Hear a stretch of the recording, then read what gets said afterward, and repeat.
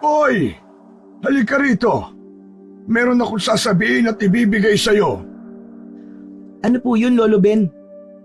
Lumapit ka sa akin at huwag ka na muna magtanong. Hindi na nagsalita ang 13 taong gulang na si Makoy at lumapit siya sa kanyang Lolo Ben. Nang lumapit si Makoy kay Lolo Ben, ay napansin niya ang isang maliit na kahon na hawak nito. Lo, ano po yan?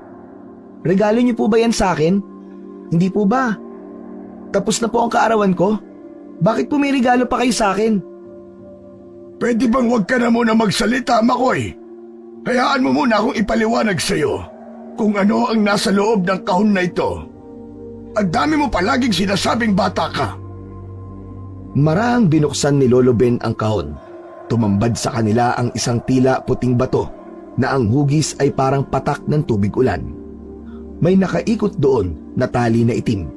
Isa yung kwintas at para itago yun ng kanyang Lolo Ben sa isang kahon ay sigurado siya na importante yun para rito. Si Lolo Ben ay kilalang antingero at albularyo sa Sitio San Felix. Sa edad ni Makoy na 12 ay sinanay na siya ng lolo niya upang sumunod sa yapak nito. Isa-isa nang pinakilala ni Lolo Ben kay Makoy ang mga anting-anting nito, kaya ang tawag sa kanya sa lugar nila ay Batang Antingero. Hindi lingid sa'yo, Makoy, na nakikipaglaban din ako noon sa mga aswang. Matagal nang ligtas ang Sitio San Felix sa mga aswang dahil sa natalo ko na noon ang pinuno ng mga aswang na noon ang gagambala dito. Pero nararamdaman ko na muli silang magbabalik. Nagkaroon ako ng pangitain. Ang mutya na ito ay makapangyarihan at may kakaibang lakas. Ito ang tumulong sa akin noon para talunin ang mga aswang, lalo na ang kanilang pinuno. Ibinigay ito sa akin ng isang kaibigan kong diwata. Masyado na akong matanda, Apo. Kung sakali na muling sumalakay ang mga aswang, ay hindi ko na sila kayang labanan. Kaya naisipan kong ipamana na sa iyo ang mutya na ito. May kabang naramdaman si Makoy habang nakatingin sa mutya. Ngunit mas nangibabaw ang pananabik sa kanya dahil hindi niya inakala na ipagkakatiwala ng lolo niya sa kanya ang ganoong uri ng mutya. Ano, Makoy? Wala ka bang sasabihin? Bakit hindi ka nagsasalita? Sabi niyo po kasi, Lo, wag po muna ako magsalita eh. Pagbihira ka talaga, bata ka. O sige, pwede ka na magsalita ngayon. Wow! Anong wow? Yan lang ba ang masasabi mo? Wow lang talaga. Lo, hindi ko po kasi alam ang sasabihin ko eh. Nararamdaman ko kung gaano kalakas ang mutya na yan. Kaya lang, bakit sa akin niyo po ibibigay yan, Lo? Abay, bakit? May ibang apo ba akong kasama ngayon? Kaya nga kita sinasanay sa mga kakayahan ko ay para makayanan mo kapag ikaw na ang may hawak ng mutya na ito. Hindi lang basta lakas ang maibibigay nito sa'yo, kundi magkakaroon ka rin ng kakayahan upang makapanggamot ng mga may sakit. Bakit po, Lo? Pwede po bang gamutin kapag walang sakit? May pilosopo ka talaga, bata ka, no? Kakaltukan na kita dyan eh. Seryosohin mo mga sinasabi ko. Sabi, Makoy, dahil kapag nawala na ako, ay wala nang gagabay sa'yo. Lolo naman eh. Huwag naman po kayo magsalita ng ganyan. Kinakabahan po ako eh. Matagal pa po kayo mabubuhay, Lo. Hindi pa po kayo mamamatay. Maging makatotohanan lamang tayo dito, Makoy. Matanda na ako. Bilang na lang ang mga araw na ipapanatili ko dito sa mundo. Malakas ang pakiramdam ko na magbabalik na sila. Kaya kailangan ko nang ibigay sa iyo ang mutya na ito, Apo. Pero tandaan mo na bawat kapangyarihan ay may presyo. Kapag ginamit mo ito, maaakit na mga nilalang ng dilim. Hahanapin ka nila, Makoy. Titingnan ka nila bilang isang malaking banta. Kaya dapat mo itong gamitin ng may pag-iingat. At kung kinakailangan lamang, Hinawakan ni Lolo Ben ang kamay ni Makoy at inilagay doon ang mutya.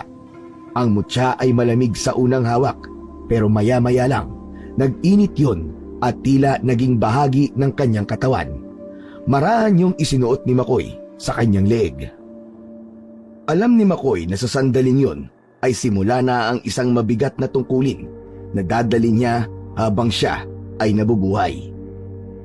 Isang tahimik na gabi, habang nakahiga sina Makoy at Lolo Ben sa kanilang maliit na kwarto, ay napabalikwas sila ng bangon dahil sa sigawan ng mga tao sa labas. May mga humihingi ng saklolo at may mga batang umiiyak. Lo, ano po nangyayari? Bakit po nagkakagulo ang mga tao sa labas? Malakas ang pakiramdam ko, Apo, na nandito na sila. Nagkatotoo na ang pangitain ko. Pangitain? Yung babalik po ang mga aswang dito sa Sitio San Felix? O, Apo, pero hindi ko inaasahan na sa gabing ito sila babalik. Eh, ano pong gagawin natin, Lo? Manatili ka lamang dito sa loob ng kubo at wag na wag kang lalabas. Pero, Lo, nasa akin po ang mutya. May iba pa akong anting-anting. Hindi pa kita naihanda ng lubusan sa pakikipaglaban sa mga aswang. Hindi ka pa handa. Hindi na nakapagsalita si Makoy nang tuluyang bumangon si Lolo Ben. Kinuha nito ang itak na nakasabit sa kanyang dingding at sumenyas kay Makoy na manatili sa loob ng bahay. Alam ni Makoy na hindi niya kayang hayaan si Lolo Ben na mag-isa. Agad siyang kumuha ng buntot ng pagi na nakasabit sa likod ng pinto. Bago siya lumabas ay ikinulong niya sa palad niya ang mutya at ibinulong doon na kailangan niya ang lakas at tulong nito. Sa labas ay nakita ni Makoy ang kaguluhan. Ang mga tao'y nagsisigawan at nagtatakbuhan patungo sa kani-kanilang mga bahay. Ang ilang mga bahay ay napasok na ng mga aswang. Nakita ni Makoy si Lolo Ben na pasugod sa mga aswang. Hinabol niya ang kanyang lolo. Makoy, anong ginagawa mo rito? Hindi ba sabi ko sa iyo manatili ka lamang sa loob ng kubo? Bakit hindi ka nakinig sa akin? Lo, hindi ko po kayang hayaan kayo na mag-isang labanan ng mga to. Bago pa sumagot si Lolo Ben, ay sumugod na sa kanila ang mga aswang. Ang mga mata ng mga yon ay nagliliyab sa galit. Humigpit ang hawak ni Makoy sa buntot ng pagi. Nang magsimulang lumaban si Lolo Ben sa mga aswang, ay sinimulan na rin ni Makoy ang pag-atake. Maliksi ang mga aswang, pero dahil sa kapangyarihan na taglay ng mutya, ay nagawang sundan ng mga mata ni Makoy ang galaw ng mga yon. Bawat hagupit niya ng buntot ng pagi ay may tinatamaang aswang, habang si Lolo Ben naman ay buong tapang na hinarap ang mga aswang. Nagkahiwalay sina Makoy at Lolo Ben dahil sa bilis ng pangyayari. Hindi na masyadong nag-alala si Makoy sa kanyang lolo dahil naniniwala siya na kaya pa nito ang ganoong uri ng digmaan. Ngunit napansin ni Makoy na kahit marami silang napatumba at napatay na mga aswang, ay mas marami ang dumadagdag. Tila hindi nauubos ang mga yon. Marami ang dumarating mula sa madilim na kagubatan na nasa gilid ng Sitio San Felix. Grabe! Ang dami-dami nila, Lo! Parang hindi po sila nauubos. Paano po natin sila matatalo? Hindi tayo dapat sumuko, Apo. Sige, lumabang ka lang ng lumaban. Patayin mo silang lahat gamit ang lakas ng iyong mutya. Pero, Lo, paano ko po gagamitin ang mutya? Nagpatuloy ang kanilang laban. Napansin ni Makoy ang mga taong nanonood mula sa loob ng bahay. Nakatago ang mga yon sa likod ng mga bintana. Tulungan niyo kami! Hindi namin kaya niluluto ng kaming dalawa lang! Parang awa niyo na! Ngunit walang sumagot kay Makoy. Nakatingin lamang ang mga tao habang nanginginig sa takot. Hindi nagtagal, napansin ni Makoy na unti-unti na silang natatalo dahil sa dami ng mga aswang. Pumalibot ang mga aswang kay Makoy. Pakiramdam niya ay matatalo na sila ng mga oras na yon. Maya-maya pa ay narinig ni Makoy ang sigaw ni Lolo Ben. Nanlaki ang mga mata niya nang makita niya na pinagtutulungan ng mga aswang ang kanyang lolo. Kanya-kanya ng kagat ang mga aswang sa iba't ibang parte ng katawan ni Lolo Ben. Tutulungan sana ni McCoy si Lolo Ben pero humarang sa kanya ang napakaraming aswang. Wala siyang nagawa kundi ang labanan ang mga aswang na nakaharang sa kanya upang malapitan niya ang kanyang lolo. Pinigilan ni McCoy ang umiyak dahil alam niya na makakaapekto yon sa pakikipaglaban niya. Patuloy siyang tumingin sa mga bahay at umasa siya na may tutulong sa kanila, ngunit walang gumagalaw sa mga taong naroon. Sa pagkakataon na yon, naisip ni McCoy na gamitin ang kapangyarihan ng mutya. Lumuhod si McCoy at mahigpit na hinawakan ang mutya sa kanyang leeg. Naramdaman niya ang malamig na liwanag na lumabas mula roon. Hiniling niya sa mutya na tulungan siya nito. Biglang nagliwanag ang mutya.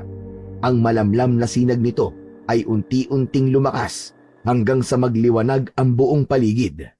Napaatras ang mga aswang at takot na bumalik sa kagubatan hanggang sa wala na natirang aswang. Tahimik ang buong lugar. Agad na lumapit si McCoy kay Lolo Ben na nakahandusay na sa lupa. Duguan nito at puno ng sugat sa iba't ibang parte ng katawan. Hindi na yon gumagalaw at humihinga. Niyakap ni McCoy ang malamig na katawan ng kanyang lolo. Doon na tuluyang umagos ang mga luha niya. Hindi niya maiwasang sisihin ang mga tao dahil walang ginawa ang mga yon upang tumulong. Lolo! Lolo! Lolo, gumising ka naman oh! Huwag mo naman akong iwan! Lolo! Gabing yon, nagluksa si McCoy sa pagkawala ng pinakamamahal niyang lolo. Hindi niya inakala na sa ganoong paraan magwawakas ang buhay ni Lolo Ben. Sa unang gabi ng burol ni Lolo Ben ay kakaunting tao lamang ang nagpunta. Nakatayo si McCoy sa tabi ng kabaong habang pinagmamasdan ang kanyang lolo. Tahimik siya, ngunit kita sa kanyang muka ang galit at lungkot. Paulit-ulit na tumatakbo sa utak niya ang nangyari ng gabing namatay si Lolo Ben. Naniniwala si McCoy na hindi sana yun mangyayari kung tumulong lang ang mga tao sa kanila. Nang sumunod na araw ay agad na nagdesisyon si McCoy na ilibing na si Lolo Ben. Wala man lang tumulong sa kanya na buhatin ang kabaong ng lolo niya, kaya kahit mahirap ay pilit niya yung binuhat at hinila.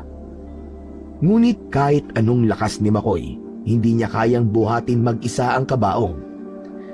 Nailabas nga niya yon ng kubo, pero hindi niya na yon kayang buhatin papunta sa sementeryo. Maya-maya pa ay may lumapit na matandang lalaki at isang dalaga kay McCoy. Hayaan mong tulungan ka namin, McCoy. Sino ho kayo? Bakit alam niyo po ang pangalan ko? Mamaya na natin pag-usapan. Ang importante, mayatid natin si Ben sa huli niyang hantungan. Pilit na nilabanan ni McCoy ang pagluha. Hindi niya alam kung sino ang mga taong yon. Ngunit may kung anong kakaibang tiwala ang naramdaman niya sa dalawa. Sama-sama nilang binuhat ang kabaon ni Lolo Ben patungo sa sementeryo. May nakahanda ng hukay doon, kaya naging mabilis ang paglibing nila kay Lolo Ben. Nanatili si McCoy sa tabi ng puntod ng kanyang lolo. Hindi pa niya kayang umuwi sa bahay nila, tapos hindi niya roon madadatnan si Lolo Ben. Naroon pa rin ang matandang lalaki at ang dalaga sa tabi niya. Alam ko, iyo. Nagtataka ka kung sino kami at kung bakit ka namin kilala. Tawagin mo na lamang akong Kiko. At siya naman ang apo kong si Aning. Naikwento ka niya sa akin. Magkakilala kami ng lolo mo, McCoy. Magkasama kaming nakipaglaban sa mga aswang noon dito, sa Sitio San Felix. Pasensya na po pero hindi po kasi kayo nabanggit ni Lolo Ben sa akin kaya hindi ko po kayo kilala. Naiintindihan ko. Ang totoo, McCoy, Nalaman ko ang pagsalakay dito ng mga aswang. Bumalik na sila. At kaya kami narito ni Aning ay upang tulungan kang makipaglaban sa mga aswang. Tinuruan ako ni Lolo Kiko na makipaglaban sa mga aswang. Ngayon, gusto namin na ikaw naman ang matuto ng ganong abilidad, Makoy. Naramdaman ni Makoy ang bahagyang pagluwag ng bigat na kanyang dinadala.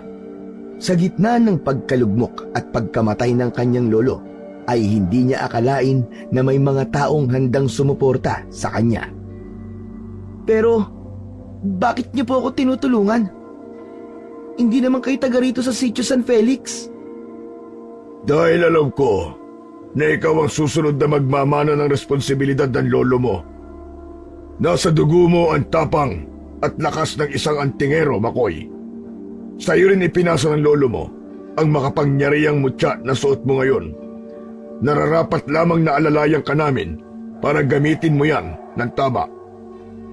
Maraming salamat po, Mang Kiko. Ang totoo po niyan hindi ko talaga alam kung paano gamitin ang mutya. Alam ko makapangyarihan to. Pero kung hindi ko to magagamit ng wasto, ay wala rin itong silbi. Huwag kang mag-alala. Hindi ka namin iiwan. Kasama mo kami ng aking apo sa laban na ito. Tumingin si Makoy kay Aning at Mang Kiko. Ngumiti ang dalawa. Sa kabila ng kalungkutan at galit na nadarama ni Makoy, naramdaman niyang hindi siya nag-iisa sa laban. At mula sa araw na yon, nanatili sina Mang Kiko at Aning sa bahay ni Makoy. Isang gabi, habang naghahanda si Mang Kiko ng hapunan, ay abala si Makoy sa pag-ayos ng mga gamit ng yumao niyang lolo. Sa gitna ng kanyang ginagawa, lumapit si Mang Kiko sa kanya. Nakatitig yun sa mutya na nakasabit sa kanyang leeg. Kahit hindi ako may suot ng mutya na yan, ay ramdam ko pa rin ang lakas at kapangyarihan yan, Makoy. Ito po nagtaboy sa mga aswang nung unang gabi na sumalakay sila rito. Yun nga lang, huli na dahil hindi ko nagawang iligtas si Lolo Ben. May dahilan ng lahat ng nangyayari sa buhay natin, Makoy. Yun ang kailangan mong alamin. Sa totoo lang po, Mang Kiko, hindi ko alam kung bakit sa akin ito'y pinagkatiwalaan ni Lolo Ben. Gayong hindi pa ako handa sa ganitong bagay. Oo, may alam ako sa mga anting-anting. Pero iba ang mutya na ito. Pakiramdam ko, hindi kayang kontrolin ang taglay nitong kapangyarihan. Naniniwala ko na hindi nagkamali si Ben na ikaw ang pinili niya na humawak niyan. Gaya ng sinabi ko noon, yan ang ginamit ng lolo mo noon para talunin ang pinuno ng mga aswang. Dahil dyan, nagkaroon ng kapayapaan ng Sitio San Felix sa loob ng mahabang panahon. Yan nga rin po ang sinabi sa akin ni Lolo Ben. Mas malakas pa ang mutya kaysa sa akala mo, Makoy. Kaya nandito kami upang magamit mo ang buong potensyal ng kapangyarihan ng mutya na yan. Pero, paano ko po malalaman kung paano gamitin to? Hindi po ako tulad ni Lolo Ben. Hindi ako sanay makipaglaban, lalong-lalo na sa mga aswang. Ikaw na ang tagapangalaga ng mutya ngayon. Ikaw ang kailangan tumuklas kung paano ito gagamitin. Gabay mo lang kami ni Aning. Hindi namin maituturo sa iyo lahat. Pero malaki ang tiwala ko na darating ang araw na malalaman mo ang tamang paraan. Napabuntong hininga si Makoy, pero sa kaloob-looban niya ay naramdaman niyang kailangan niyang tanggapin ang tungkulin na kaakibat ng mutya. Hindi niya na maibabalik pa ang mga nawala sa kanya, ngunit maaaring magamit niya ang mutya para iligtas ang Sitio San Felix, ang bayan na mahal ng lolo niya. Sa gabing yun, ang katahimikan ng Sitio San Felix ay nagambala ng muling pag-atake ng mga aswang. Muling nagkaroon ng sigawan ng mga tao sa labas ng kubo ni Makoy. Mukhang nagkakagulo ang mga tao, Lolo Kiko. Mabilis na kumuha ng itak si Mang Kiko. Lumapit ito sa bintana at sumilip. Lumapit si Makoy kay Mang Kiko habang may pag-aalala sa muka. May mga aswang po na nasa labas, Mang Kiko! Oo, Makoy. nandito na naman sila. Kailangan na natin kumilos ngayon. Mag-ingat kayo. Hindi basta-basta mga aswang na makakalaban natin. Agad na kinuha ni Makoy ang buntot ng pagi na ipinamana rin sa kanya ng lolo niya. Lumabas silang tatlo sa bahay at agad silang sinalubong ng mga aswang. Pumwesto sina Mang Kiko at Aning sa magkabilang gilid ni Makoy. Agad na nagsimula ang pakikipaglaban ni Makoy sa mga aswang. Nagsalubong ang mga armas na gamit nila laban sa matutulis na kuko ng mga aswang.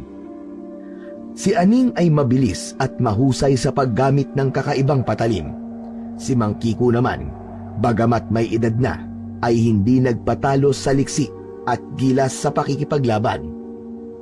Si Makoy, sa kabila ng kaba at takot, ay hinarap ang mga aswang gamit ang buntot ng pagi. Ngunit habang tumatagal ang laban, ay unti-unting nakaramdam si Makoy ng pagod. Gaya ng una, ay tila hindi na naman nauubos ang mga aswang. Sa kasagsagan ng laban, isang aswang ang nakapuslit kay Mang Kiko at mabilis itong sinunggaban. Bumagsak si Mang Kiko sa lupa habang sinasakmal ng aswang ang leeg nito. Mabilis na tumakbo si Aning papunta kay Mang Kiko, ngunit hindi na nito naabutang buhay ang matandang lalaki. Nang malapit na si Aning kay Mang Kiko, ay may mga aswang na humila rito. Sinubukan tulungan ni Makoy si Mang Kiko, ngunit may mga aswang na hinahadlangan siyang makalapit sa matanda, kaya wala siyang nagawa kundi ang ipagpatuloy na lang ang laban.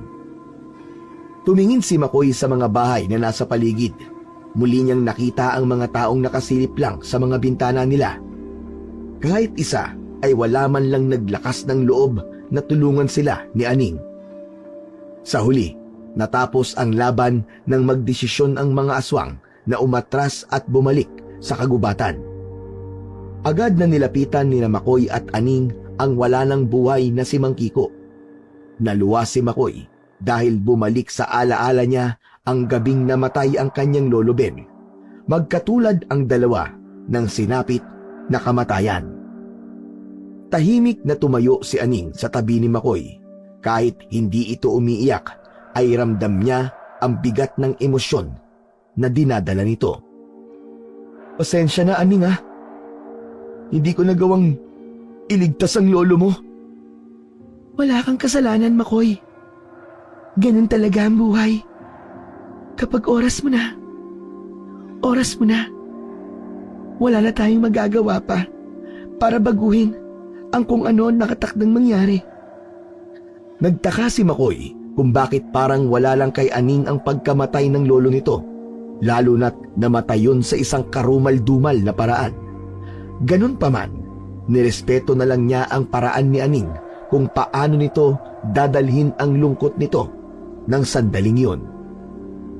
Dumaan ang ilang araw at nanatili pa rin si Aning nakasama ni Makoy sa bahay niya. Araw-araw ay nililinis ni Makoy ang mga anting-anting na iniwan ni Lolo Ben. Habang si Aning ay naging abala sa mga gawaing bahay, paminsan-minsan ay sinasanay din siya nito kung paano ang makipaglaban sa mga aswang. Isang umaga, habang abala si Makoy sa pagwawalis sa likod ng bahay, ay may dumating na isang residente ng Sitio San Felix na nais magpagamot sa kanya. Agad siyang tinawag ni Aning. Nagmadaling pumunta si Makoy sa magpapagamot. Pinapasok niya ito at agad niya yung ginamot sa idinadaing nitong pananakit ng ulo. Ilang minuto lamang ang lumipas ay natapos na si Makoy sa panggagamot niya. Umalis ang nagpapagamot na wala na ang pananakit ng ulo. Makoy, napansin ko kasi na wala man lang ibinigay na kahit na ano sa'yo yung nagpagamot. Hindi ka ba naniningil? Yung kasi ang ginagawa ni Lolo Ben nung nabubuhay pa siya. Hindi siya naniningil. Kahit meron o walang ibigay sa kanya mga nagpapagamot, ay walang problema sa kanya. Sa tingin ko, ganun din ang dapat kong gawin. Pero Makoy, wala na ang Lolo Ben mo. Paano ka pakikita ng pera? Makoy, bakit hindi mo gamitin ang mutya para kumita ng pera. Hindi naman masama na maningil, lalo na't hindi biro ang ginagawa mo. Alam mo, Aning, itinuro ni Lolo Ben sa akin na huwag humingi ng kahit na anong kapalit kapag tumutulong sa mga nangangailangan. Anong klaseng albularyo at antingero ko kung maniningil ako ng pera sa mga nagpapagamot? Pero Makoy, paano ka mabubuhay, di ba? Kung libre ang lahat ng tulong na ibinibigay mo. Gaya ng sinabi ko, wala na si Lolo Ben. Wala ka nang aasahan, kundi ang sarili mo lang. Kung hindi ka maniningil, paano ka mabubuhay? Sa mga sinabi ni Aning, napaisip si Makoy ng malalim. O nga no, siguro nga'y tama ka. Hindi na kasing simple ng dati ang buhay ko ngayon. Kailangan ko rin mag-isip para sa sarili ko at kung paano ako kikita ng pera. Yan, ganyan nga Makoy. Gamitin mo ang kakayahan mo at kapangyarihan ng mutya para magkaroon ka ng pera. Sige, simula ngayon, maniningil na ako sa mga magpapagamot sa akin, Aning. Ngumiti si Aning at tumango. Sinuklian ni Makoy ng ngiti si Aning. Napagtanto niya na kailangan niya ng maningil sa tulong na ibinibigay niya sa mga tao dahil hindi siya mapapakain ng mga pasasalamat ng mga yon. Isang tanghaling tapat, habang inaayos ni Makoy ang mga halamang gamot, ay may kumatok sa pinto ng kubo. Nang buksan niya ang pinto, ay nakita niya si Kapitan Ernesto. Unang tingin pa lang niya rito ay naramdaman niya kagad na meron itong sakit na dinadala. Pinapasok niya kagad ito. Magandang tanghali, Makoy. May ginagawa ka ba sa oras na ito? Wala naman po, Kapitan.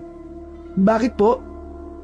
Makoy, mangyari kasing ilang araw na sumasakit ang likod ko eh. Hindi ko kaya tiisin ito. Baka matulungan mo ako gaya ng ginagawa ng Lolo Ben mo dati. Alam ko naman na sinanay ka niya sa panggagamot at paggamit ng anting-anting. Kapitan, kailan pa po masakit yan? Mga 5 araw na eh. Hindi ko na kayang tumayo na maayos. Pinilit ko na nga lamang na magtungo rito dahil malakas ang paniniwala ko na matutulungan mo ko, Makoy. Sige po, Kapitan. Susubukan kong gamutin kayo sa abot po ng aking makakaya. Hinatalikod ni Makoy si Kapitan Ernesto. Itinaas niya ang damit nito at sinuri ang likod ni Kapitan Ernesto. May naramdaman siyang kakaibang enerhiya na nakalukob sa kapitan.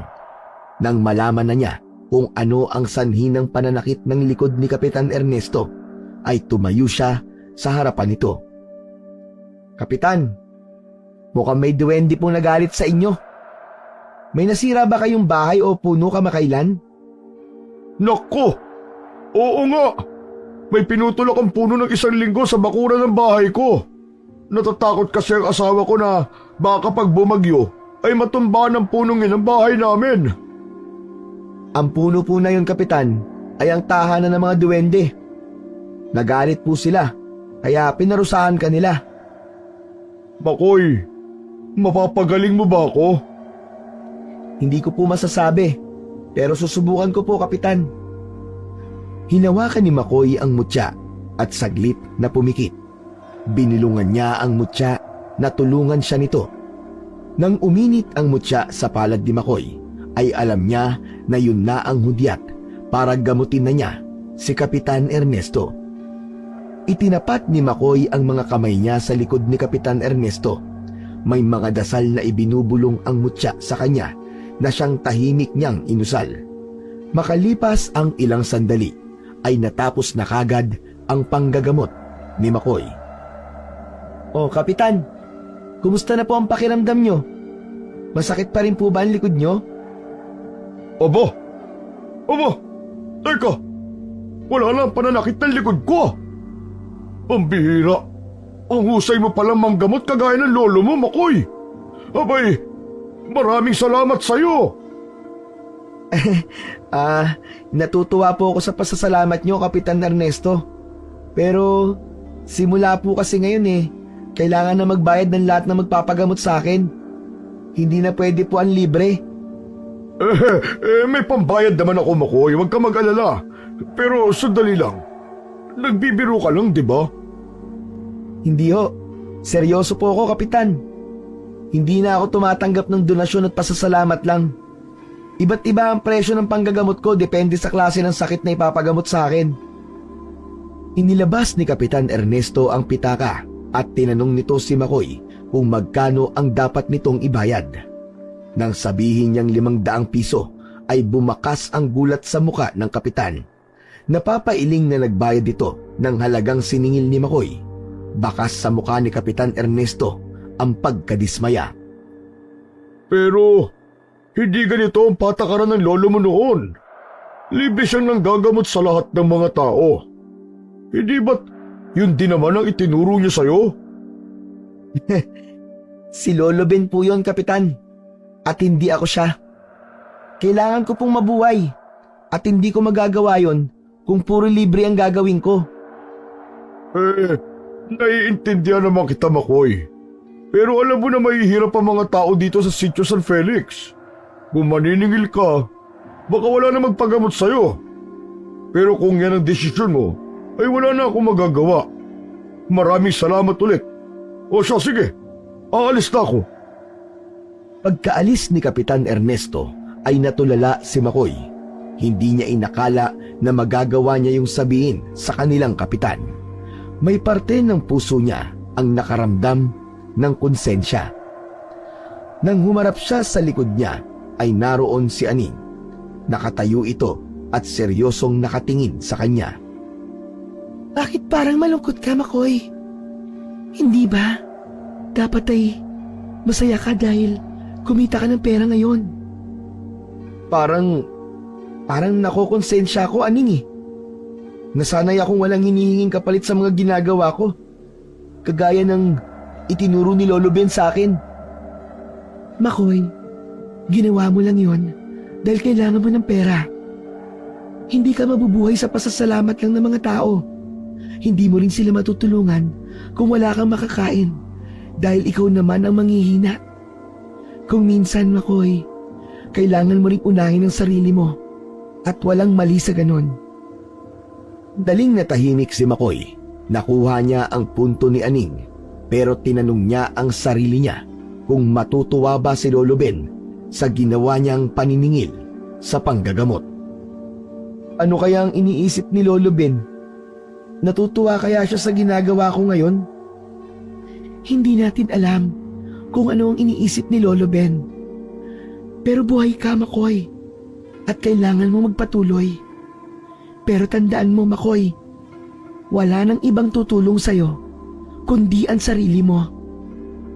Nahulog sa malalim na pag-iisip si Makoy. Alam niyang tama si Aning.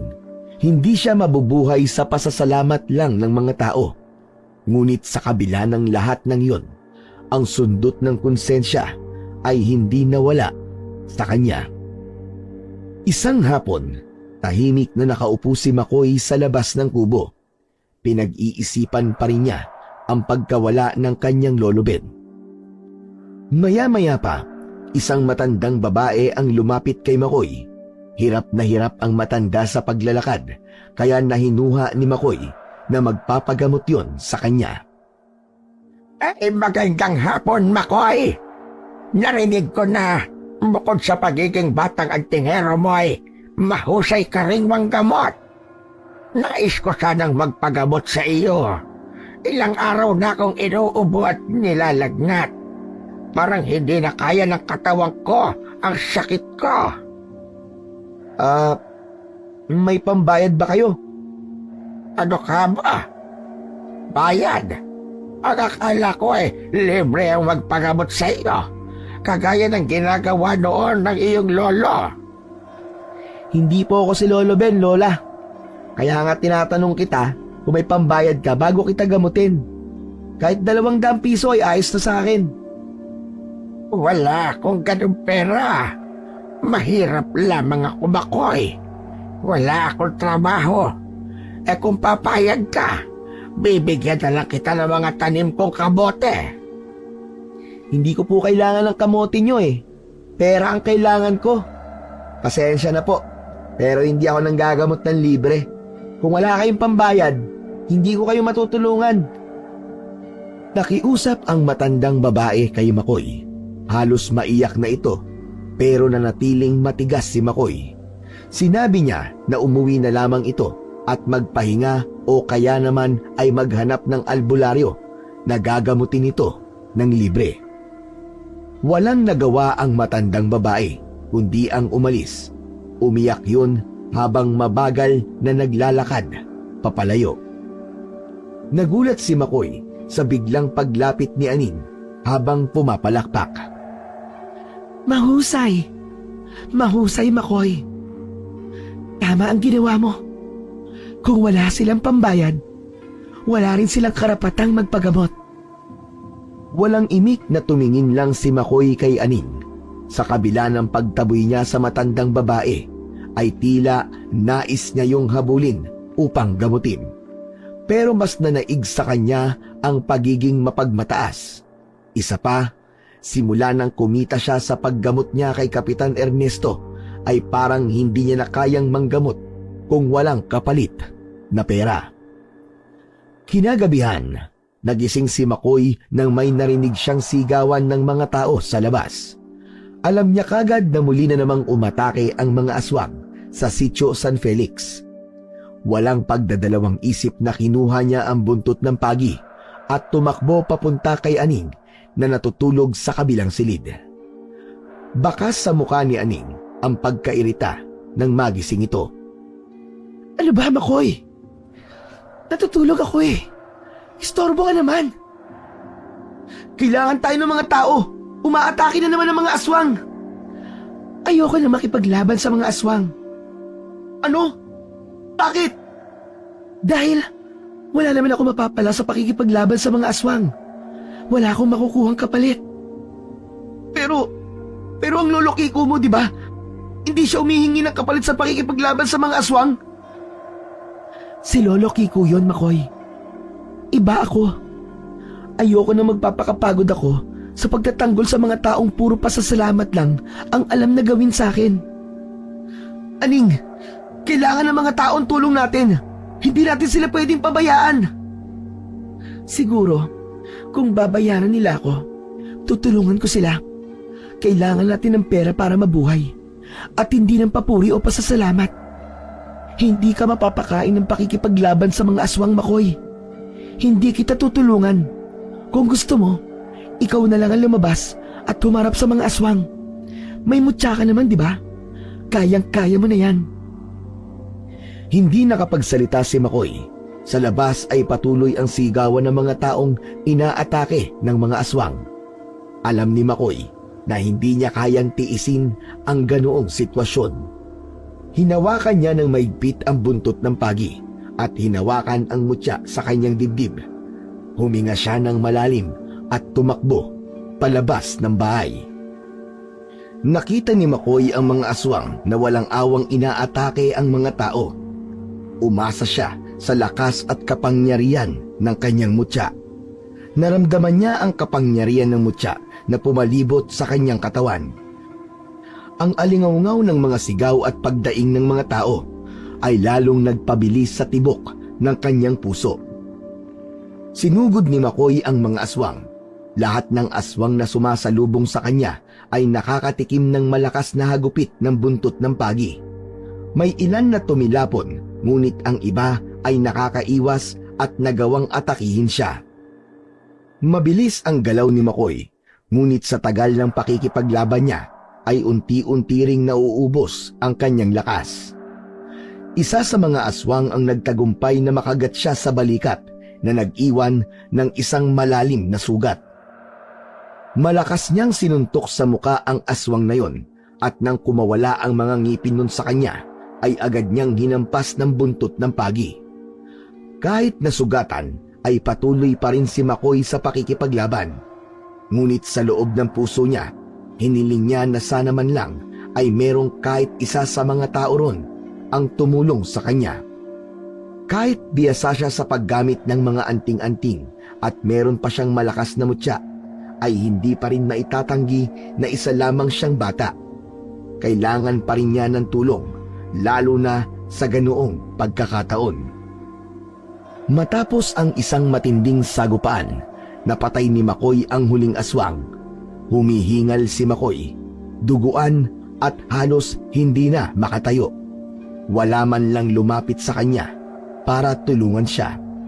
Kaya kahit masakit ang sugat sa balikat, ay pilit siyang tumayo at nagsimulang maglakad pauwi sa kanyang bahay. Nang makabalik si Makoy sa kanilang kubo, ay umupo siya sa kawayang upuan. Tiningnan niya ang sugat niya sa balikat. Alam niyang malalim ang sugat niya roon dahil walang tigil ang paglabas ng dugo. Lumabas si Aning mula sa kusina na may dalang maliit na palanggana na may tubig at isang bimpo. Binasa nito ang bimpo at inilapat sa sugat ni Makoy. Ano ba talaga ang makukuha mo sa pagtatanggol sa mga tao? Ha, Makoy? Tingnan mo ang sarili mo. Duguan ka at sugatan. Pero hindi ka man lang nila tinulungan. Kahit na pasalamat ay wala. Hindi umimik si Makoy, ngunit tumiim sa utak niya ang sinabing yun ni Aning. Sinasayang mo lang ang oras mo, Makoy. Nagpapakabayani ka, pero wala kang napapala. Tingnan mo sila kanina. Nanonood lang sa'yo. Kahit ang totoo, ay pwede ka nilang tulungan. Wala silang pakialam sa'yo, Makoy. Sarili nang nila ang iniisip nila. Tama ka, Aning. Masakit para sa akin na matapos ang laban ay wala man lang lumapit sa akin para tulungan akong makauwi. Ewan ko ba kung bakit ko pa ginagawa to. Bata pa ako pero nilalagay ko na sa peligro ang buhay ko para sa mga taong hindi marunong magpasalamat. Tama ka, Makoy. Pinapatay mo ang sarili mo para saan? Wala naman silang pakialam sa'yo. Sa susunod, hayaan mo na lang sila magdusa. Baka sakaling matutunan nilang pahalagahan ang ginagawa mo. Hindi na nagsalita pa si Makoy. Napakasama ng loob niya para sa mga tao ng Sitio San Felix. Pinigilan na lamang niya ang sarili na makapagsalita ng masasamang salita at hinayaan na lamang niya si Aning na pahintuin ang pagdurugo ng kanyang sugat. Ilang araw lang ang lumipas at muling sinalakay ng mga aswang ang Sitio San Felix. Muli, narinig ni Makoy ang mga sigawan at paghingi ng tulong mula sa labas ng kanilang bahay. Agad siyang bumangon, ngunit natigilan siya nang naalala niya ang sinabi sa kanya ni Aning. Napatingin si Makoy sa buntot ng pagi na nakasabit sa likod ng pinto. Umiling siya at bumalik sa pagkakahiga. Tinakpan niya ng unan ang kanyang mga tenga upang kahit paano ay hindi niya marinig ang nangyayari sa labas. At sa gabing yon, walang Makoy na nakipaglaban sa mga aswang hanggang sa ang sigawan ay unti-unting nawala at pinalitan ng mga pag-iyak. Nang sumunod na araw, habang naglalakad sina Makoy at Aning, ay nakita nila sa plaza ang mga nakahanay na bangkay ng mga tao na pinatay ng mga aswang nung nakaraang gabi. Lahat ng taong naroon ay naghihinagpis. Desisyon kong hindi sila tulungan kagabi. Pero bakit? Parang mabigat ang pakiramdam ko ngayon, Aning. Huwag kang makonsensya. Hindi ka dapat makaramdam ng ganyan. Wala silang ginawa para iligtas si Lolo Ben mo nung pinatay siya ng mga aswang, di ba? Kaya naman, bakit ka pa gagawa ng anuman para sa kanila ngayon? Napatitig si Makoy sa mga katawan. Bumalik sa alaala niya ang sakit na naramdaman niya nung pinatay ng mga aswang si Lolo Ben at wala man lang tumulong sa kanila. Doon niya napagtanto na hindi na talaga dapat siya tumulong sa mga tao sa Sitio San Felix. Para sa kanya, yun ang paraan niya ng paghihiganti sa pagkamatay ng kanyang mahal na lolo. Pagsapit ng tanghali ay naging bisita ni Makoy si Kapitan Ernesto. Hindi na siya nagulat dahil alam niyang pupuntahan siya ng kanilang kapitan dahil sa nangyari nung nakaraang gabi. Ano pong sa atin, Kapitan Ernesto? Bakit po kayo na parito? Nais kitang makausap, Makoy. Siguro naman alam mo na maraming taong namatay nung huling pag-atake ng mga aswang dito sa ating lugar. Nakita ko nga po sa plaza ang mga namatay. Pero kung nandito po kayo para ipabuhay sila sa akin, nako, hindi ko po kayang gawin yon. Maaari na po kayong makaalis, Kapitan. Alam kong hindi mo kayang bumuhay ng patay. Hindi kita nakitang nakikipaglaban sa mga aswang kagabi. Bakit wala ka ron, Makoy? Dahil ayoko pong lumaban. Pagod na po ako, Kapitan. Isa pa, hindi ko po yun obligasyon. Saka, hindi niyo po ba naisip na bata pa ako? Tapos kayong matatanda ay hinahayaan ako makipaglaban ng mag-isa? Kahit isa po sa inyo, wala man lang naglakas na loob na tulungan ako, Kapitan. Takot ang mga tao, Makoy. Hindi sila kagaya mo at nilolobin na matapang. Makoy, alam mo kung gaano kamahal ni Lolo Ben ang Sitio San Felix. Kaya sana ipagpatuloy mo ang pagmamahal na yun sa lugar na ito. Kailangan ka namin. Oo nga, Kapitan. Mahal na mahal ni Lolo Ben ang mga tao rito. Pero, nasaan ang mga taong yun nung pinapatay ng aswang ang Lolo Ben ko? Nasaan ka, Kapitan Ernesto? Nasaan kayong lahat? Wala ni isa sa inyo tumulong. Sinubukan kong iligtas si Lolo Ben.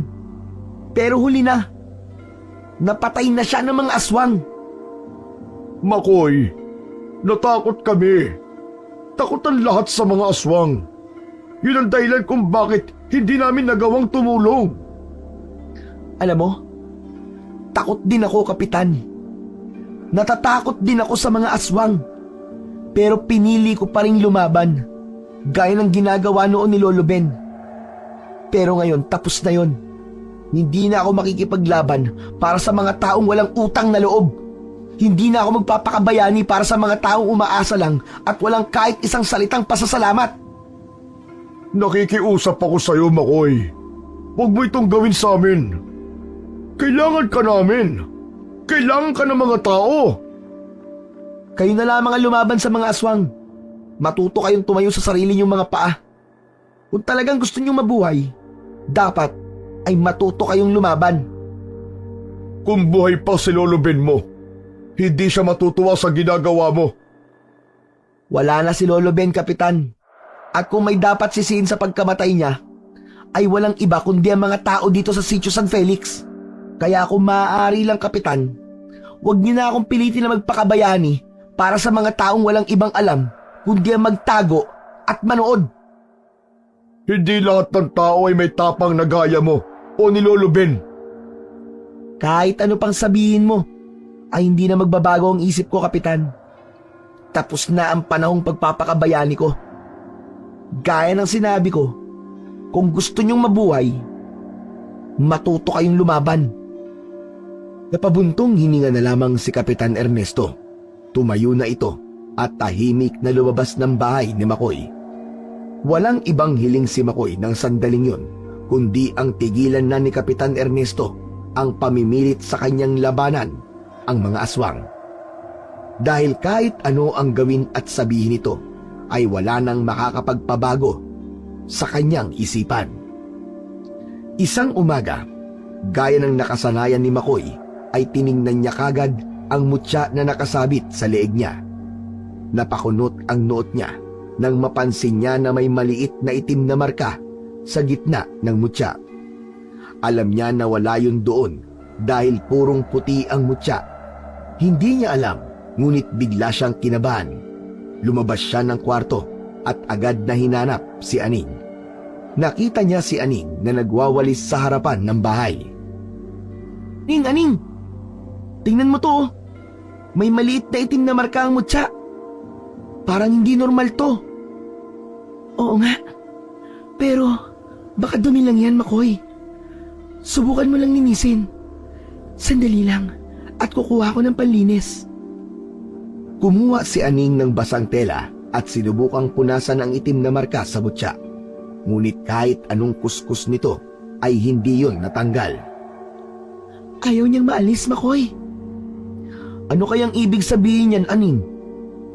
Hindi ko rin alam. Pero huwag ka masyadong mabahala. Baka wala naman itong ibig sabihin. Ang importante ay nasa iyo pa rin ang mutya. Napabuntong hininga si Makoy Kahit pa sinasabi ni Aning na huwag siyang mag-alala, ay hindi niya maiwasang makaramdam ng kaba. Pakiramdam niya ay may malalim na kahulugan ang itim na marka sa mutya. Samantala, nagpatuloy ang pag-atake ng mga aswang sa Sitio San Felix. Paulit-ulit na umatake ang mga nilalang ng dilim upang takutin at patayin ang mga tao.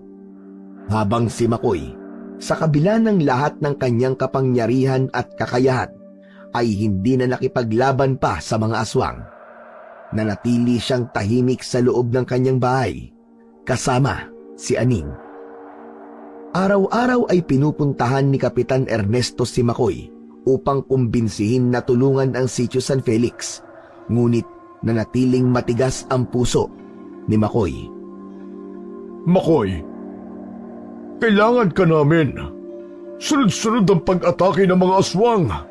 Maraming tao na ang namamatay. Hindi ko na trabaho yan, Kapitan Ernesto. Kung ako sa'yo, ay tumigil ka na sa pakikipag-usap sa akin tungkol sa bagay na yan. Dahil nagsasayang ka lamang ng oras. Ngunit tila wala sa pagkatao ni Kapitan Ernesto ang pagsuko. Patuloy ito sa pagkumbinsi kay Makoy hanggang sa nakaramdam na si Makoy ng pagkainis. Buisit! Nakakainis na si Kapitan Ernesto, Aning. Hindi na siya tumitigil sa pangungulit sa akin na muling labanan ng mga aswang. Lagi na lang niya akong kinukulit. Sa tingin ko, ay hindi siya titigil hanggat hindi kanya napapapayag, Makoy. Hindi kaya oras na para umalis ka na rito sa Sitio San Felix? Ano? Ako? Umalis dito? Teka, bakit ko gagawin yun? Ikaw na rin na may sabi. Nakukulitan ka na kay Kapitan Ernesto, di ba? Kapag wala ka na sa lugar na ito, magiging tahimik na ang buhay mo. Magtungo ka sa isang lugar kung saan walang nakakakilala sa'yo. Pero kung aalis ako dito, saan ako pupunta? Wala akong kakilalang ibang kamag-anak namin ni Lolo Ben. Problema ba yon? Sumama ka sa akin sa bahay namin ni Lolo Kiko. Ako na lang mag-isa ron dahil patay na si Lolo. Bukas ang pinto ng bahay ko sa iyo, Makoy. Isa pa, gusto ko na rin umalis dito dahil wala na akong gagawin sa lugar na ito. Nag-isip si Makoy. Matagal na niyang gustong makawala sa responsibilidad na ipinasa sa kanya ni Lolo Ben. Lagi na lang siyang inaasahan ng mga tao. Pero ni minsan ay hindi niya naramdaman ang pagpapahalaga ng mga tao sa kanya. Nang sandaling yon, ay gumawa si Makoy ng desisyon. Umalis siya sa Sitio San Felix. Dala ang kanyang mga gamit at ang mutya. Pumunta siya sa baryo kung saan nakatira si Aning at umasa siya na makakapagsimula siya roon. Pagkarating ni na Makoy at Aning sa bahay ni Aning, ay napansin ni Makoy ang katahimikan ng lugar. Walang ingay ng mga tao at walang mga aswang. Subalit kahit nasa tahimik na baryo sila, tila hindi pa rin lubos na makawala sa isip ni Makoy ang mga nangyayari sa Sitio San Felix. Wala ka nang dapat na ipag-alala rito, Makoy. Tahimik ang lugar na ito. At higit sa lahat, malayo sa mga problema ng Sitio San Felix. Maraming salamat, Aning. Sana nga magawa ko na mga gusto ko talagang gawin. Gusto kong maglaro lang kagaya ng ibang bata na kaedad ko. Malaya ka rito maglaro, Makoy. Kahit na anong oras pa ang gusto mo. Napangiti si Makoy, ngunit sa loob niya ay alam niyang hindi ganon kadaling takasan ang kanyang nakaraan. Lalo na ang konsensyang palagi siyang kinukulit.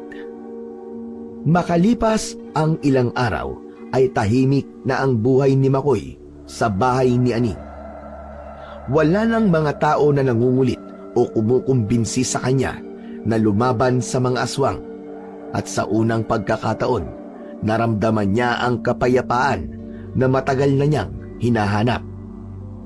Kumusta ka na, Makoy? Mag-iisang linggo ka na rito. Nagugustuhan mo na ba dito? Ganitong buhay ang gusto ko, Aning. Mas nararamdaman ko na bata ako. Pero hindi ko alam kung bakit hindi ako mapalagay. Palagi kong iniisip ang sitio San Felix. Palagi kong iniisip na inaatake sila ron ng mga aswang habang ako ay kampante lang rito na nabubuhay. Ano ka ba naman, Makoy? Hindi mo na dapat iniisip sila. Simula nang umalis ka doon, wala ka nang pakialam sa lugar na yon. Hindi mo na responsibilidad kung ano man ang mangyari sa kanila.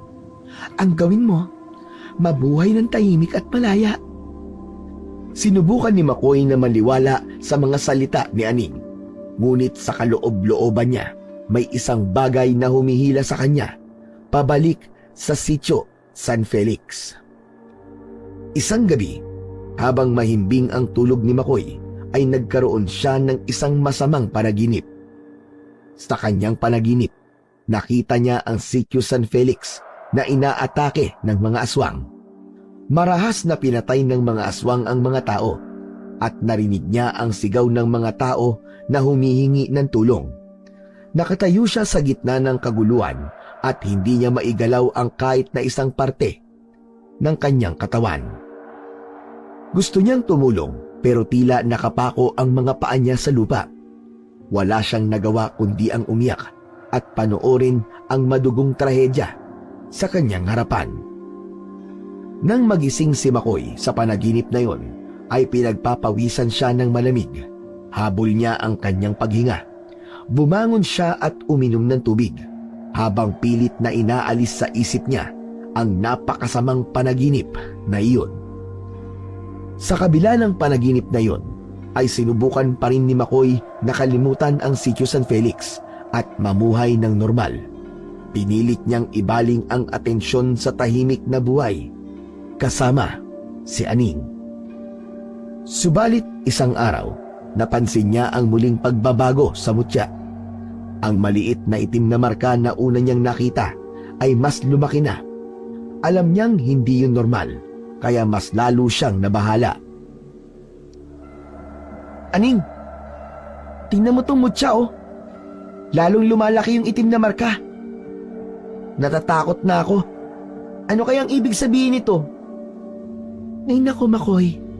Masyado ka nag-iisip ng kung ano-ano. Hayaan mo lang yan. Baka ibig sabihin yan ay mas lalong lumalakas ang kapangyarihan mo. Sana. Ganyan nga lang, Aning. Kinakabahan kasi talaga ako eh. Baka kung ano na nangyayari dito sa mutya ko. Sa kabila ng sinabing yon ni Makoy, hindi pa rin niya maalis ang pag-aalala sa nangyayari sa mutya na ipinamana pa sa kanya ng namayapa niyang lolo. Isang hapon, dumating si Aning sa bahay nito na may kasamang isang babae na mukhang nanghihina. Namumutla yon at halatang nahihirapan. Aning, sino yung kasama mo? Si Aling Minda. Nakasalubong ko siya na nanghihina. Sobrang taas ng lagnat niya, Makoy. At hindi ko alam ang gagawin ko. Baka pwedeng subukan mo naman siyang pagalingin gamit ang mutya. Huwag ka mag-alala. Dahil ako magbabayad para sa kanya. Okay, sige. Ako nang bahala sa kanya. Tiningnan ni Makoy ang babae. Hinawakan niya ang mutya at sinubukan niyong gamitin upang gamutin ang babae. Inilapit niya ang mutya sa katawan ng babae, ngunit sa pagkakataong yun ay walang nangyari.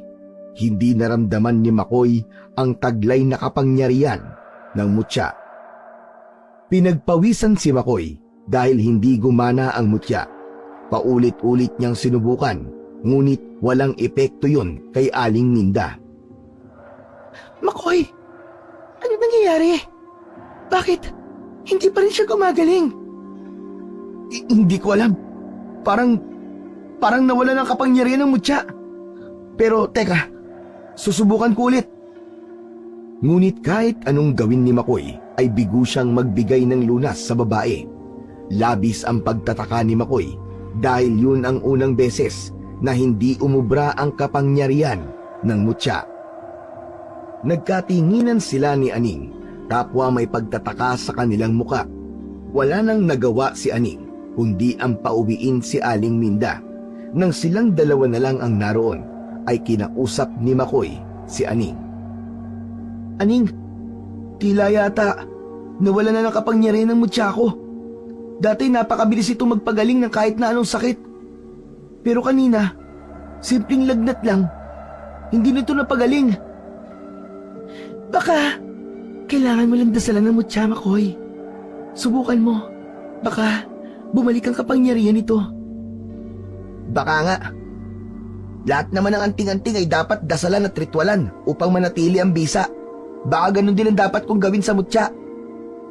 Pagsapit ng gabi, bago matulog si Makoy, ay dinasalan niya ang mutya. Umasa siya na manunumbalik ang kapangyarihan nun.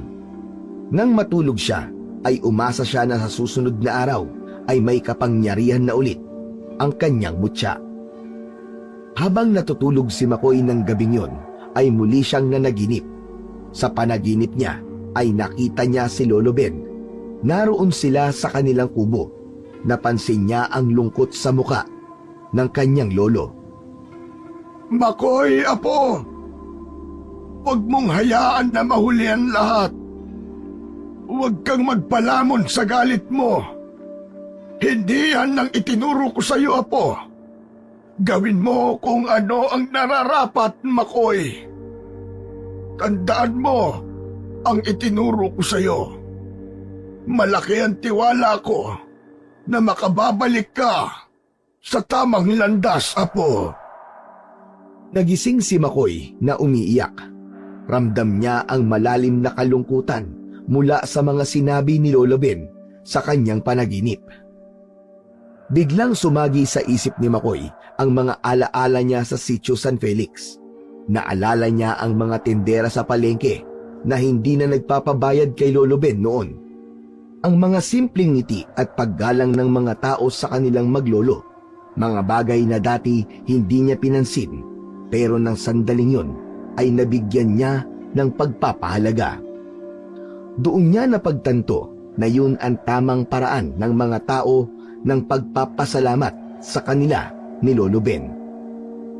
Huminga ng malalim si Makoy at nang dahil sa kanyang mga realisasyon ay isang desisyon ang kanyang nagawa. Kinaumagahan, pagkagising ni Makoy ay agad niyang inimpake ang mga damit niya. Sa pagkakataon na yon ay desidido na siyang bumalik sa Sitio San Felix. Habang nag-iimpake ay pumasok si Aning sa kwarto ni Makoy.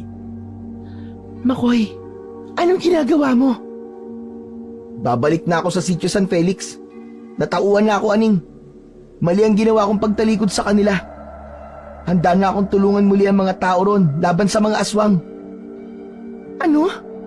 Tulungan? Paano mo sila matutulungan? Ha, Makoy? Wala nang kapangyarihan ngayon ng mutya na nasa leeg mo.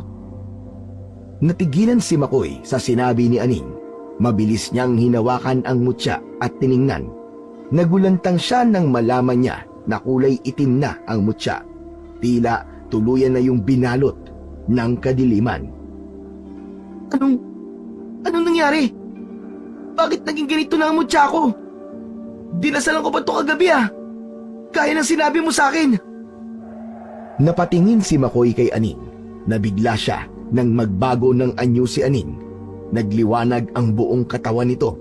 Ang buhok nito ay naging mahaba at kulay puti. Ang mahaba nitong damit ay sumasayaw sa hangin. Hindi makapaniwala si Makoy na isa palang diwata si Aning.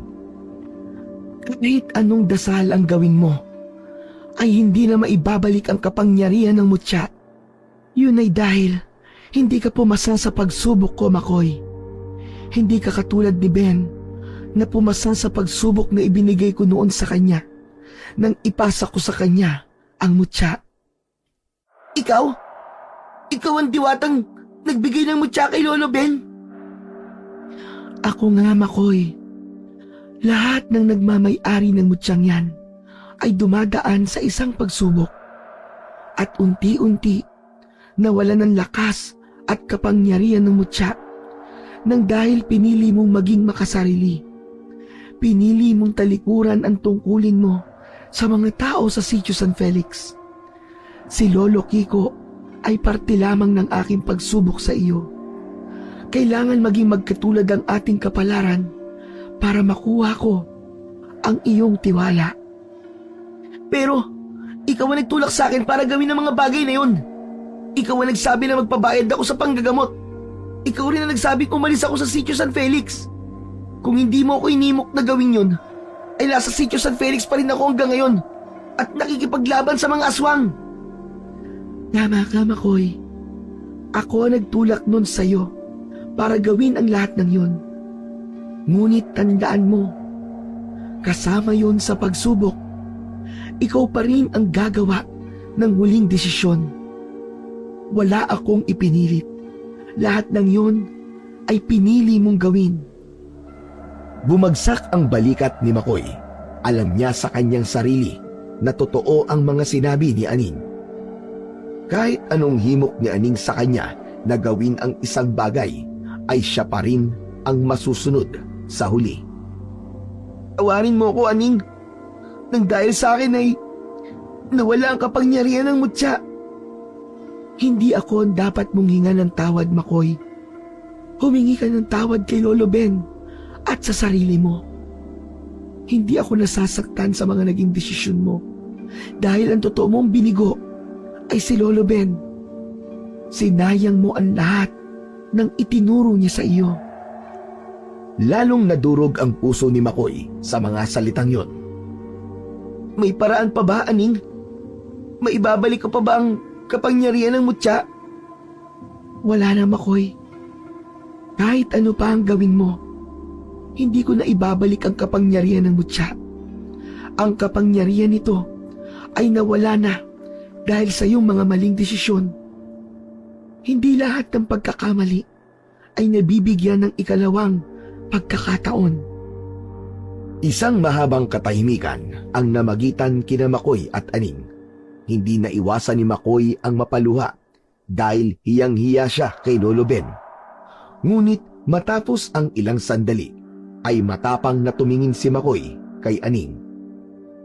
Kahit wala ng kapangyarihan ng mutya, babalik pa rin ako sa Sitio San Felix. Tutulungan ko ang mga tao roon na labanan ng mga aswang. Kahit walang kapalit at kahit wala akong kapangyarihan. Yun ang itinuro sa akin ni Lolo Ben, na huwag sumuko kahit gaano kahirap ang isang sitwasyon. Natauhan na ako, Aning. Ito na ang pagkakataon ko para makabawi kay Lolo Ben at sa mga tao sa Sitio San Felix. Pinagmasdan lang siya ni Aning. Walang ekspresyon ang muka ng diwata. Ipinagpatuloy na ni Makoy ang pag-iimpake. Nang matapos siya, ay lumabas na siya ng bahay ni Aning. Buo na ang loob niya na muling harapin ang mga aswang sa Sitio San Felix. Kahit pa wala na ang lakas at kapangyarihan ng mutya. Patuloy na naglakad si Makoy pabalik sa lugar na minsang iniwan niya. Handa na siyang tumulong muli, hindi bilang tagapagligtas na may kapangyarihan, kundi bilang isang tao na may puso para sa kanyang kapwa. Hapon na nang makarating si Makoy sa Sitio San Felix. Pagod na pagod siya mula sa mahaba at walang hintong paglalakbay. Imbis na umuwi, ay dumiretso siya sa bahay ni Kapitan Ernesto. Nilakasan niya ang loob at pumatok sa pinto ng bahay nito. Bumukas ang pinto at bumungad si Kapitan Ernesto. Nagulat ito nang makita si Makoy. Makoy? Ikaw na nga ba yan? Bumalik ka! Opo, Kapitan. Bumalik ako. At kailangan ko po kayong makausap. Halika, halika! Pumasok ka! Dito tayo mag-usap sa loob! Pinapasok si Makoy ni Kapitan Ernesto sa loob ng bahay nito. Naupo sila sa may sala. Sinimulang ikwento ni Makoy ang dahilan ng kanyang pag-alis at ang mga pagkakamaling nagawa niya dahil sa kanyang galit. Kapitan, gusto ko po sanang humingi ng tawad. Alam ko pong nagkamali ako. Umalis ako nung oras na kailangan niyo ako. Hinayaan ko pong kainin ako ng galit ko. Sinisi ko kayong lahat sa mga problema na hindi ko kayang ayusin. Naiintindihan ka namin, Makoy. Kahit kami may kasalanan din. Masyado kami natakot. Kahit ang tulungan ka at si Lolo Ben ay hindi namin nagawa. Ngunit masaya ako na nandito ka na ulit. Sa totoo lang hanggang ngayon ay patuloy pa rin ang pag-atake dito ng mga aswang. Pero Kapitan, may problema tayo. Ang mutya na ibinigay noon sa akin ni Lolo Ben para panlaban sa mga aswang, wala nang kapangyarihan. Nawalan yun ng kapangyarihan nang dahil sa kagagawan ko. Pero kahit wala nang silbi ang mutya, tutulungan ko pa rin kayo sa pakikipaglaban sa mga aswang. Makoy, naiintindihan ko kung bakit ka umalis. Hindi ka perpekto. Bata ka pa. At lahat tayo ay may mga pagkakamali. Pero mahalaga ay bumalik ka. At ngayon ay handa kang itama ang mga nagawa mong mali. Yan ang hinahangaan ko sa iyo. At handa rin kaming itama ang pagkakamali namin sa iyo, Makoy. Lahat ng tao dito, alam nila kung gaano ang ibinigay mo para sa Sitio San Felix. Alam nila kung paano mo kami pinaglaban noon.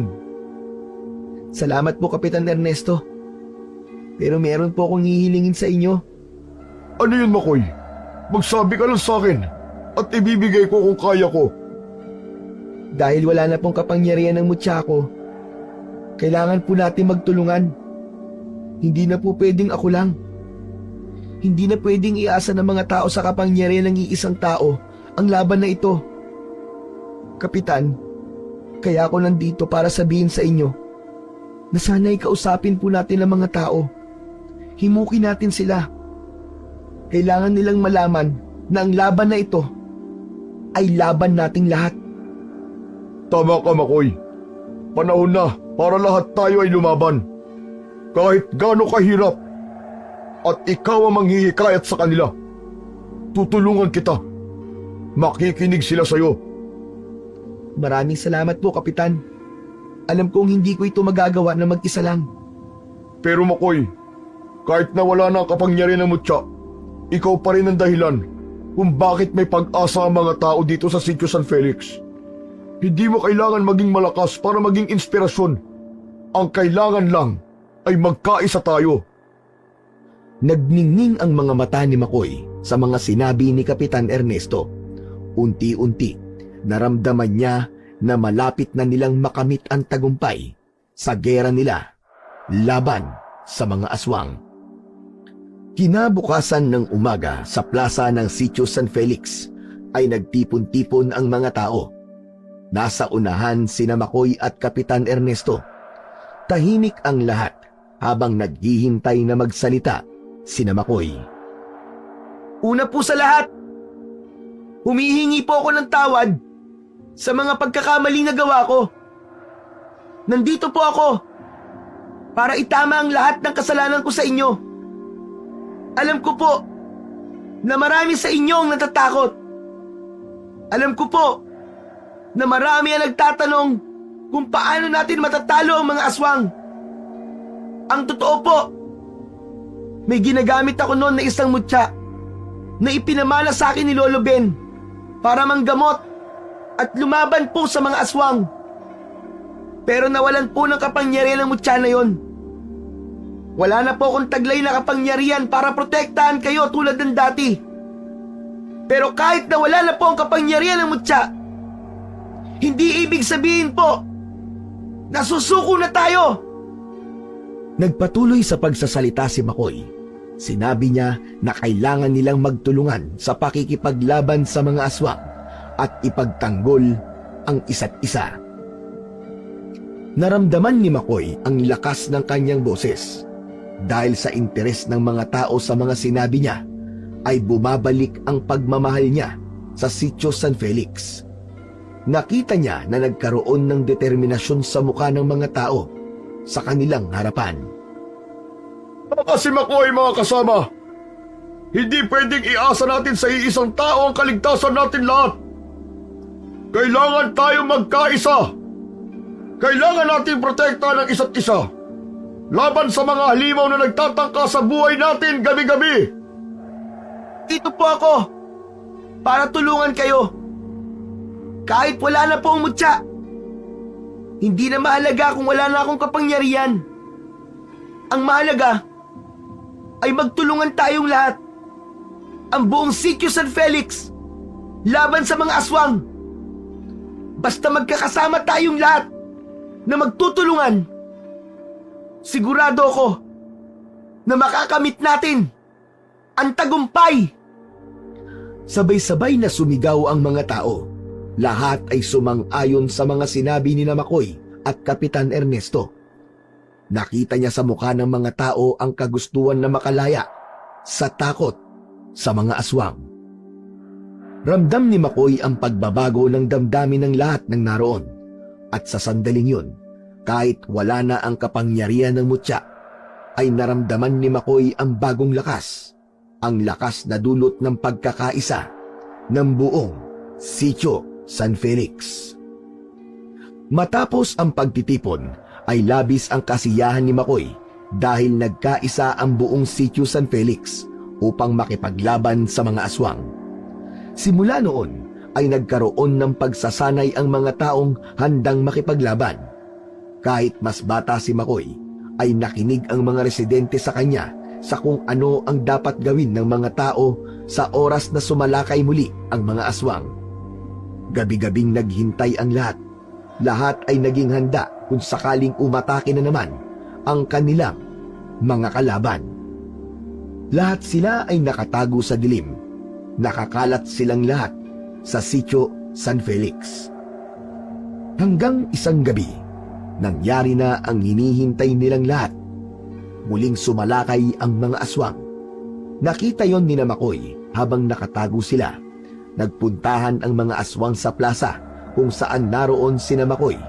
Bitbit nila ang kanilang mga sandata, mga itak, kawayan na nilagyan ng tulis sa dulo, at kung ano-ano pang bagay na pwede nilang magamit sa pakikipaglaban. Si Makoy naman ay dala ang kanyang buntot ng pagi. Humanda na tayo, Kapitan. Nandito na sila. Sigurado ka bang kaya natin sila, Makoy? Wala na kapangyarihan ng mutya. Kaya natin to, Kapitan. Lalo na ngayon na lahat tayo ay makikipaglaban. Pero, bakit suot mo pa rin ang mutya kahit wala na yung kapangyarihan? Dahil isa po ito sa mga alaala na iniwan ni Lolo Ben sa akin. Kapag suot ko to, pakiramdam ko po ay kasama ko pa rin siya. Habang hinahanap ng mga aswang ang mga tao, ay magkakasabay na lumabas sina Makoy sa kanilang pinagtataguan. Sabay-sabay silang sumigaw upang mataranta ang mga aswang. At doon na nagsimula ang digmaan ng mga taga-Sitio San Felix laban sa mga aswang. Umatake rin ang mga aswang, ngunit sinalubong yun ng kawayan at itak ng mga taong uhaw na makalaya sa takot sa mga aswang. Walang umatras sa mga tao. Bawat isa ay nakikipaglaban ng buong tapang. Si Makoy ay abala sa kanyang sariling labanan. 2 aswang ang sabay na umatake sa kanya, ngunit gamit ang kanyang buntot pagi ay inatake niya ang mga aswang. Nang hinampas niya ang 2 aswang, ay agad na natumba ang mga yon at nangisay ng dahil sa sakit. Sa bawat galaw ni Makoy ay ramdam niya na malapit na sila sa tagumpay. Pagod na siya, pero hindi niya yun ipinapakita sa mga tao. Patuloy lang siya sa pakikipaglaban. Ang tanging nasa isip niya ay ang makamit nila ang tagumpay. Sa gitna ng pakikipaglaban ni Makoy ay may kakaiba siyang naramdaman. Napansin niya na medyo umiinit ang mutya. Nang tingnan niya ang mutya ay nagulat siya dahil meron yung kaunting liwanag. Ano nangyayari sa mutya? Mula sa dating itim at kupas na anyo ng mutya, nagsimula yung magliwanag hanggang sa muli yung bumalik sa orihinal nitong kulay. Naramdaman ni Makoy ang pagbalik ng dati niyang lakas na matagal nang nawala. Naramdaman niya ang muling pagsiklab ng kapangyarihan ng mutya sa kanyang katawan. Mabilis at malakas na ang kanyang mga galaw. Isinantabi muna ni Makoy ang pagtataka niya kung paano bumalik ang kapangyarihan ng mutya. Nag-focus muna siya sa pakikipaglaban sa mga aswang. Isa-isang tinatamaan ng hagupit ng buntot ng pagi ni Makoy ang mga aswang. at ang bawat isa ay agad na bumabagsak sa lupa at nagiging abo. Hanggang sa naisipan ni Makoy na ilabas ang tunay na lakas ng mutya. Mariin niya yung hinawakan. Mutya, alam kong bumalik na ang iyong kapangyarihan at lakas. Tulungan mo ko. Ipakita mo sa akin ang tunay mong lakas. Matapos yung bigkasin ni Makoy, ay biglang lumakas ang liwanag ng mutya na siyang sumilaw sa lahat ng aswang na naroon. Ang mga aswang na nasa harapan ni Makoy ay napaurong. Mas lalo pang tumindi ang liwanag ng mutya. Ang lahat ng aswang sa paligid ay napasigaw ng dahil sa labis na sakit. Isa-isang nasunog ang mga aswang sa nakakapasong liwanag ng mutya. Ang kanilang mga balat ay natunaw hanggang sa maging abo. Ilang sandali lamang ang lumipas ay wala nang aswang ang natira sa plaza. Tila isang milagro ang nangyari. Hindi makapaniwala ang mga tao sa kanilang nasaksihan. Masayang lumapit si Kapitan Ernesto kay Makoy. Nagtagumpay ka! Ika! Napatay mo ang mga aswang! Naubos na silang lahat! Hindi lang po ako nagtagumpay, Kapitan, kundi tayong lahat. Nagtagumpay po tayo dahil nagtulungan tayo. Tama ka, Makoy. Pero hindi natin ito magagawa kung hindi mo ako kinausap. Maraming salamat. Ngayong gabi, pinatunayan natin na kahit na ano pang dumating na pagsubok ay kaya nating harapin. Basta sama-sama tayo at nagtutulungan. Tumingin si Makoy sa mutya na nakasabit pa rin sa kanyang leeg. Hindi niya alam kung paano bumalik ang kapangyarihan nun. Ngunit sa oras na yon ay hindi na mahalaga para sa kanya kung bakit. Ang mas mahalaga ay napatay na nila ang mga aswang. Sigurado si Makoy na dahil sa nangyari ay wala ng aswang ang magkakaroon ng lakas ng loob na umatake sa kanilang lugar. Matapos ang matagumpay na laban, ay bumalik si Makoy sa kanyang kubo. Napuno ng kapanatagan ang sitio San Felix ng gabing yon. Lahat sila ay nakalaya na sa takot na dala ng mga perwisyong aswang. Sa loob ng kubo ay naupo si Makoy sa kawayang upuan. Nakatingin siya sa mutya na nasa kanyang mga kamay. Doon na pumasok sa isip niya ang paghahanap ng kasagutan kung paanong bumalik ang kapangyarihan nun. Nagulat si Makoy nang biglang lumitaw si Aning sa kanyang harapan. Nasa anyong diwata ang babae. Tahimik itong lumapit kay Makoy at isang malumanay na ngiti ang ibinigay nito sa kanya. Aning, hindi ka maniniwala sa sasabihin ko.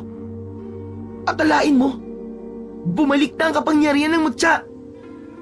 Alam ko, Makoy, dahil ako ang nagbalik ng kapangyarihan ng mutya. Nakita ko kung paano ka nakipaglaban kanina. At bukod doon, nasaksihan ko rin kung paano mo hinimok ang mga tao na makipaglaban sa mga aswang. Maganda ang iyong ginawa. Ipinakita mo na ikaw ang karapat-dapat na maging tagapangalaga ng mutya. Sa pamamagitan ng iyong tapang at pagsasakripisyo, ibinalik ko ang kapangyarihan ng mutya para magamit mo ito sa iba pang bagay. Hindi pa rin ako makapaniwala. Pero maraming salamat, Aning. Salamat dahil kahit nagkamali ako ng maraming beses, ay binigyan mo pa rin ako ng isang pagkakataon. Walang anuman, Makoy. Sana ay pangalagaan mo na ang mutya na yan. Ibig sabihin, ako na talaga may-ari ng mutya na to? Sa akin na talaga to? Hindi mo na to kukunin sa akin? Simula sa gabing ito, ikaw na ang tunay na tagapangalaga ng mutya. At kapag dumating ang tamang panahon, ikaw ang magpapasa nito sa susunod na karapat-dapat. Hindi madali ang tungkuling ito, ngunit ipinakita mo na kaya mong magpursigi at lumaban para sa kaligtasan ng iba. Maraming salamat, Aning. Patawad sa mga nagawa kong pagkakamali noon. Tinatanggap ko ang iyong paghingi ng tawad, Makoy. Ang mahalaga ay may natutunan ka sa iyong mga pagkakamali at ipinaglaban mo ang buong sitio San Felix. Kung sakaling kailanganin mo ng tulong, huwag kang magdadalawang isip na tawagin ako. Lagi lang ako nandito, handang sumaklolo sa iyo anumang oras. Salamat talaga, Aning. Pero totoo bang napatay na namin ang lahat ng aswang? Yan naman ang bagay na hindi ko na masasagot, Makoy.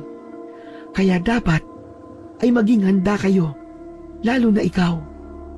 Dahil posibleng bumalik ang mga aswang. Ngunit ngayon, hindi ka na nag-iisa.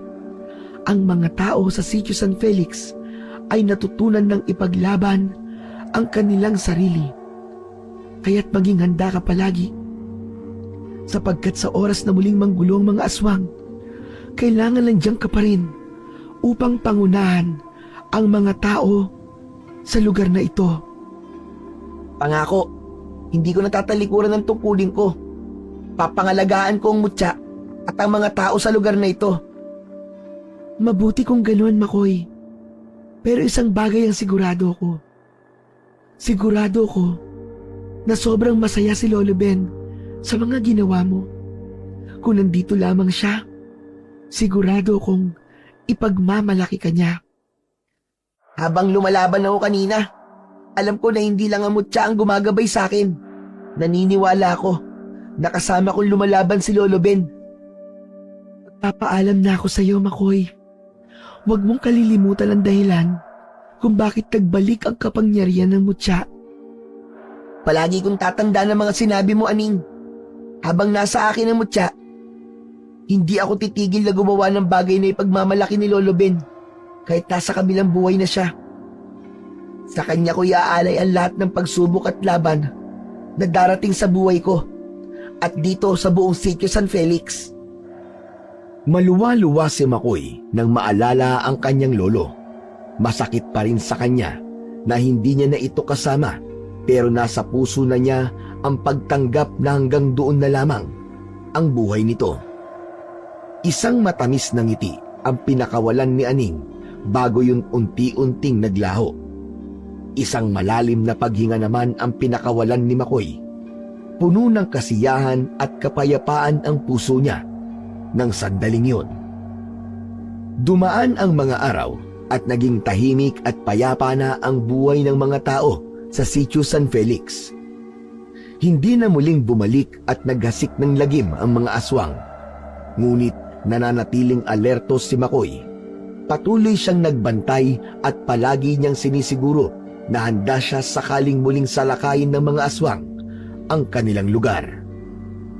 Panatag na ang kalooban ni Makoy dahil alam niya na hindi na siya nag-iisa sa mga laban na kanyang kakaharapin sa mga darating na araw dahil nasa likod na niya ang mga tao ng Sitio San Felix, mga taong natutuhan ng ipaglaban ang kanilang sarili at ang kanilang kapwa. Hoy! Halika rito!